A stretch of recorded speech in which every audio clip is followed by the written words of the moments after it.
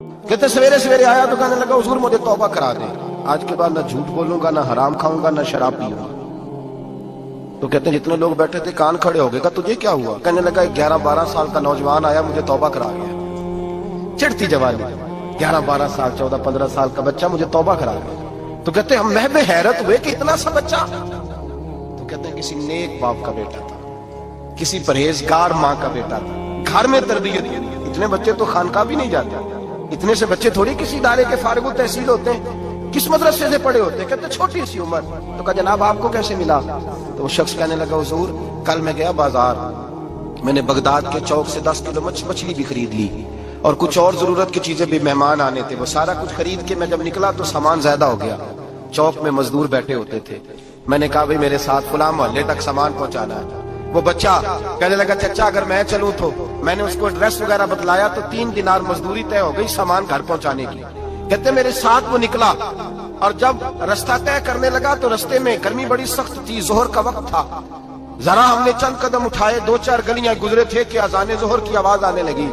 تو کہتے ہیں بڑی منت کے انداز میں، بڑی گزارش کے انداز میں میری طرف دیکھا، عمر چھوٹی سی ہے، کہنے لگا چچا اگر اجازت مل جائے تو میں ظہر کی نماز پڑھ لوں۔ کہتے ہیں میں ایک جگہ پھٹے پہ بیٹھ گیا اور گپے کرنے لگا، سامان وہاں رکھا، میں نے کہا پڑھ لے نماز۔ کہتے ہیں بچہ نماز پڑھنے چلا گیا، باقی لوگ دیر سے آئے، وہ نماز پڑھ کے جلدی آ گیا۔ میں نے کہا بیٹے تو جلدی آ گیا ہے؟ کہنے لگا اس لیے جلدی آیا ہوں کہ آپ یہ نہ سمجھے یہ کام چور ہے، میں نے نفل چھوڑ دیے ہیں، فارغ ہو کے پڑھ لوں گا۔ کہتے ہیں سامان اٹھایا، رستے میں گرمی شدت کی تھی، اس کا پسینہ بہنے لگا، میں آگے بڑھا، میں نے کہا بیٹے سامان تھوڑی دیر کے لیے مجھے دے دو، گرمی زیادہ ہے۔ کہنے لگا چچا کسی کا تربیت یافتہ ہوں، کسی نے ٹریننگ دی ہے، کہا ماں باپ نے کہا تھا حرام لقمہ گھر نہ لانا، کہا بات کیا ہوئی؟ کہنے لگے میں آپ کو نہیں دے سکتا، اس لیے کہ 3 دینار مزدوری گھر پہنچانے کی طے کی ہے، اگر آپ اٹھائیں گے تو پھر میں پیسے پورے نہیں لوں گا۔ دامان نے توکل کی یہ خوبی ہے کہ اس پر پیبند لگے ہوتے پر دھبے نہیں ہوتے، میں پھر مزدوری پوری نہیں لوں گا، پیسے کم لوں گا۔ کہتے ہیں میں محو حیرت ہو گیا، اس جوان کی بات نے میرے سارے وجود تھر تھر کبا ڈالا کہ اس دور میں اس قسم کے لوگ۔ کہتے ہیں گھر لے گیا اس کو، میں سامان رکھا، میں نے کہا تم یہاں ٹھہرو میں 3 دینار مزدوری لاتا ہوں۔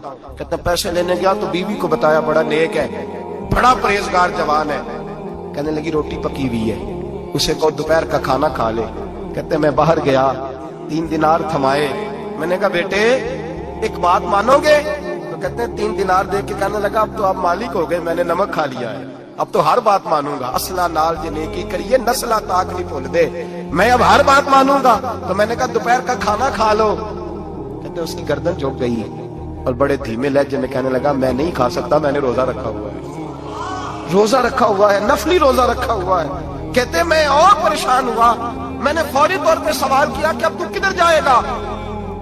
تو کہنے لگا اب میں کہیں نہیں جاؤں گا، میرے 1 دن کا خرچہ میرے ماں باپ نے جو ڈیوٹی لگائی ہے وہ 3 دینار ہے، پورا ہو گیا ہے، اب میں باقی جو وقت بچے گا یا قرآن پاک کی تلاوت کروں گا یا محمد عربی پہ درود و سلام پڑھوں گا، میں اب کوئی اور کام نہیں کروں گا۔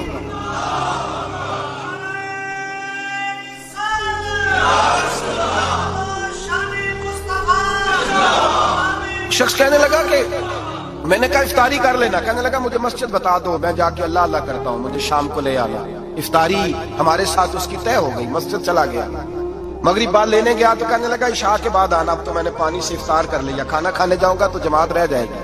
کہتے ہیں عشاء کے بعد میں لایا، اس کو کھانا کھلایا، رات گہری ہو گئی تو میں نے کہا تو سو نہیں جاتا؟ کہنے لگا کوئی عرض نہیں، کبھی دور مزدوری کرنے نکل جاؤں تو رہ بھی جاتا ہوں، گھر والوں کو پتا ہے۔ کہتے میں نے مسافر خانہ کھولا، یوں سمجھیے ڈرائنگ روم بیٹھک میں نے کھولی، اس کو سلا دیا، میں اور میری بیوی اپنی معذور بیٹی کو روٹی دینے گئے اور ہم نے جا کے اس کو کھانا کھلایا جو ٹانگوں سے معذور تھی، اور ساتھ کہا کہ بیٹی آج بڑا پرہیزگار جوان ہمارا مہمان ہے، آج چڑھتی جوانی اور تقوی کی روشنی اس کے چہرے سے چمکتی ہے، کیا بات ہے، بڑے ہی اچھے گھرانے کا تربیت یافتہ ہے۔ کہتے ہیں بچی کو کھانا کھلا کے لوٹے، اپنے کمرے میں سو گئے، بیٹی اپنے کمرے میں لیٹ گئی، ترس گئے تھے کہ بیٹی قدموں پہ چلے۔ تہجد کا وقت ہوا تو دروازے پہ دستک ہوئی، بڑی بے چینی کے ساتھ اٹھے میاں بیوی کون ہے؟ بیٹی کی آواز آئی ابا جی دروازہ جلدی کھولیں۔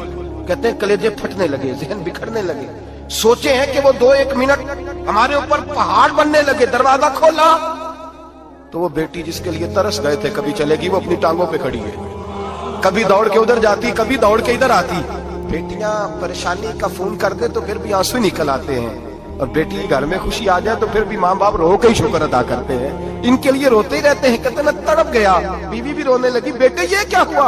हम तो मायूस होने लगे थे माज़अल्लाह कि अब तो ठीक नहीं होगी, क्या हुआ? कहने लगे अब्बा जी अम्मा जी आपने बताया ना नेक जवान आया है, नेक आया है, तो मैं आप चले गए तो मेरे दिल में ख्याल आया, ऐ अल्लाह अगर वो वाकई नेक है तो उसके सदके मुझे शिफाई अता फरमा दे।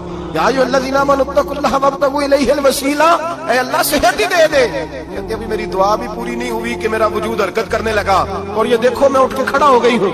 कहते हैं हम लोगों ने ये देखा तो भागे उसके कमरे की जानिब, जब दरवाजे पे हाथ रखा तो दरवाजा खुल गया, आगे गए तो पलंग खाली था, एक रुक्का छोड़ गया है। कहने लगा मुझे पता है मेरी हकीकत खुल गई है, मैंने ये करामत कोई कंपनी की मशहूरी के लिए नहीं दिखाई कि लोग मेरे पीछे भागने लगे, मुरीद होने लगे, तवाफ करने लगे। मैं तो अल्लाह का बंदा हूँ, अगर तुम्हें मुझसे जरा भी प्यार हो गया है